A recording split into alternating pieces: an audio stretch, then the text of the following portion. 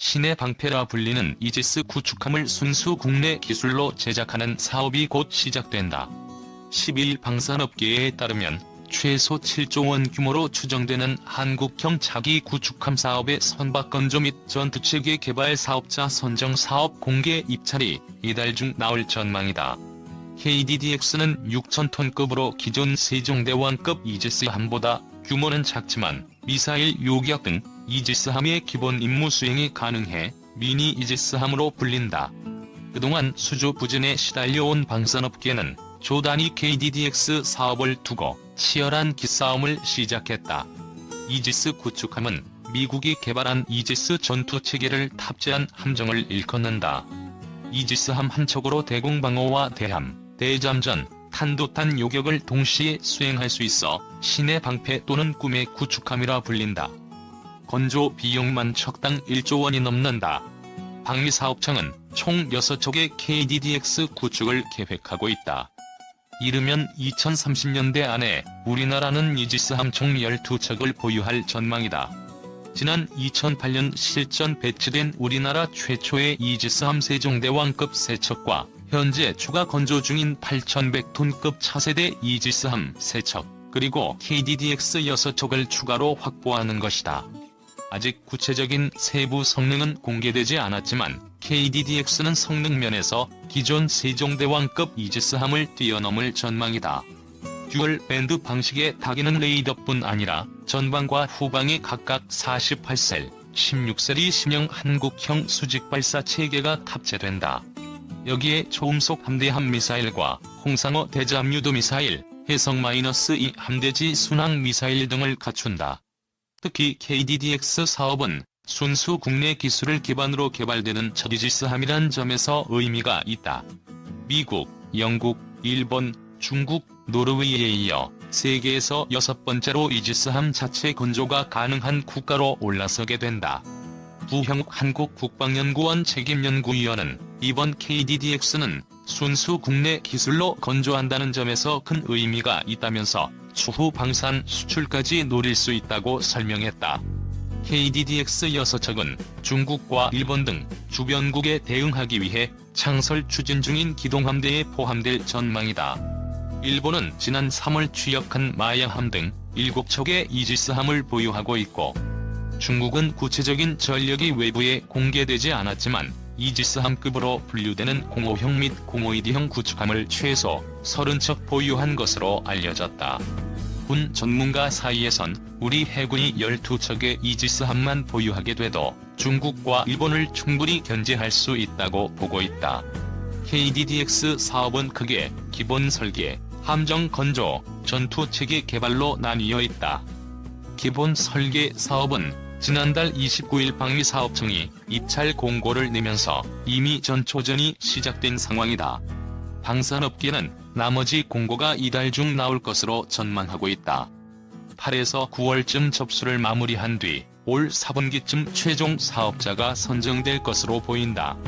방사청은 2023년 하반기까지 기본 설계를 완료하고 이듬해부터 상세 설계 및 선도함 건조를 추진할 방침이다. 사업 규모는 업계의 단비가 될 전망이다. KDDX 사업 개발비는 1조 8천억 원이며 양산 비용까지 포함하면 7조 원 이상으로 추정된다. 수주 부진에 시달려온 방산업계가 이번 수주에 기대감이 큰 이유다. 특히 이번 수주전은 함정 건조와 전투체계 부문에 있어 업계 최고 기업들이 맞붙을 전망이다. 일단 함정 설계와 건조는 한 지붕 두 가족인 한국조선해양과 대우조선해양이 맞붙는다. 한국조선해양 계열사인 현대중공업은 최초로 이지스함을 건조한 경험이 있다. 현대중공업은 그동안 해외 기술에 의존해온 통합 마스트를 국내 기술로 개발해 KDDX에 탑재할 계획이다. 마찬가지로 다양한 선박 건조 경험이 있는 대우조선해양은 미국 주무알트급과 유사한 선수 디자인과 스마트 기술을 대거 탑재한 스마트 함정을 만들겠다는 계획이다. KDDX의 두뇌 역할을 할 전투체계 개발 사업은 한화시스템과 LIG넥스1이 경쟁할 전망이다. 한화시스템은 한국 해군의 구축함, 호위함, 잠수함 등 다양한 전투 체계를 전력화한 전례가 있다는 점에서 강점이 있다. LIG X1은 레이더부터 지휘 사격 통제 시스템까지 센서 투슈터의 개발 경험과 고도의 통합 역량을 강점으로 내세우고 있다. 특히 LIG X1은 국내에서 유일하게 전력화된 면배열 능동 이상 배열 레이더 무기체계인 대포병 탐지 레이더 II를 성공적으로 개발한 바 있다.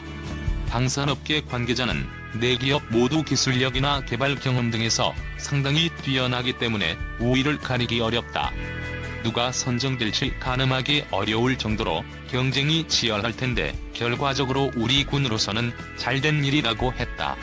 2020년 대한민국 방위산업계 최고의 핫 이슈는 누가 뭐라 해도 한국형 차기 구축함 사업이다.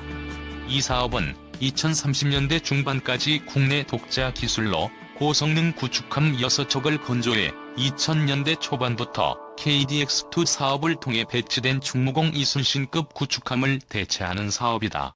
이 사업은 원래 해군이 제7기동전단을 창설하고 작전 대상 해역을 크게 넓힘에 따라 기동전단의 구축함 전력 보강을 위해 소요가 제기돼 2019년부터 2026년까지 6척이 KDX-IIA라는 명칭으로 배치될 예정이었다.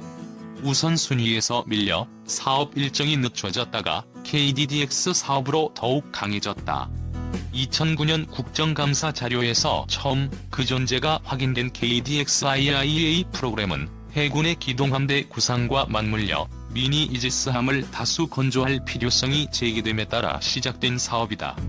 노무현 정부 시절 기동전단을 창설하며 양적 확충에 나섰던 해군이 신형 구축함을 도입할 움직임을 보이자 방산업계는 발빠르게 움직였다. 이지스 시스템을 제조하는 미국 로키드 마틴이 한국 현대중공업과 손잡고 IAED라는 모델을 들고 나온 것이다. 해양방산 전시회를 통해 그 면모가 공개된 IAED 모델은 충무공 이순신급의 선체를 확장해 로키드 마틴의 스파이1F 위상 배열 레이더와 이지스 전투체계를 얹은 설계안이다. 로키드 마틴 등은 충무공 이순신급 선체를 기반으로 스파이1F와 이지스 전투체계를 장착하고 MK-41 수직 발사기 32셀 또는 48셀의 SM-2 함대공 미사일과 대잠 미사일을 싣고 외부 발사기에 하푼 함대함 미사일 8발과 램 발사기 등을 장착한 설계안을 내놓았다. 방산업계에서 제시한 미니 이지스함 가격은 한 척에 6천억에서 8천억 원 수준이었다. 당시 전력화를 준비 중이던 세종대왕급 이지스 구축함의 한 척 획득 비용이 1조 원 수준이었기 때문에 비용 대비 효과 측면에서 상당히 떨어지는 제안이었고, 이 때문에 해군이 이 제안을 외면하면서 미니 이지스함 구상은 사장됐다. 착실하게 차기 구축함 사업을 진행하던 해군은 2011년 전력화 계획에 KDDX라는 명칭으로 6척 소유를 반영하는 데 성공했고, 2019년부터 2026년까지 초도함 6척을 건조해 기동함대에 배치한다는 전력화 일정을 짰다. 이 계획이 발표되자 2020년대 중반이면 유사시 주변국 해군에 대응할 수 있는 기동함대를 갖게 될 것이라는 전망이 쏟아져 나왔다. 안보 환경의 변화는 차기 구축함 사업 일정의 변화를 가져왔다. 북한 탄도미사일 위협이 심화됨에 따라 군은 탄도미사일 대응 능력을 갖춘 이지스 구축함 추가 소요를 제기했고, 세종대왕급 이지스 구축함을 개량한 배치 II 3척 건조를 결정했다. 4조 원 이상의 예산이 투입되는 이 사업으로 인해 KDX-IIA 사업은 우선순위에서 밀려 2020년대 후반에 착수하는 것으로 일정이 연기됐다. 사업 일정이 뒤로 늦춰지면서 일각에서는 해군 전력 공백에 대한 우려가 제기됐다. 그러나 사업 일정의 조정은 오히려 KDDX에 약이 됐다.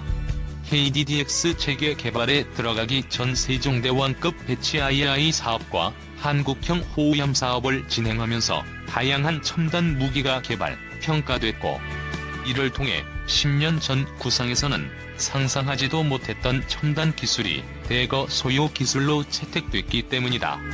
군은 2017년 4월 국방기술품질원에서 선행연구 용역을 진행하면서 KDDX에 요구되는 주요 성능과 재원의 가이드라인을 짰고, 2019년 시작된 탐색 개발을 통해 KDDX의 방향성과 개발에 반영돼야 할 첨단 기술의 목록을 정리했다.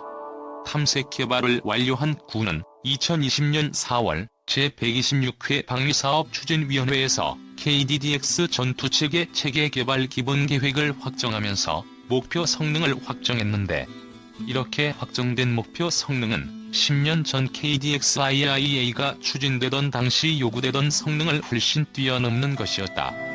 군은 KDDX의 핵심 임무로 대공, 대함, 대지, 대잠 능력은 물론 단도탄 탐지, 추적을 명시했다. 항공 전투함에 기본적으로 요구되는 모든 능력을 갖추되 북한의 탄도미사일 위협 강화에 대비하기 위한 미사일 방어 능력을 추가한 것이다. 이러한 요구 성능 확대에 따라 덩치도 커졌다. 당초 KDX-IIA는 기동함대의 질적 주력인 1만 톤급 대형 이지스 구축함을 보조하는 6천 톤급 중형 구축함으로 기획됐다.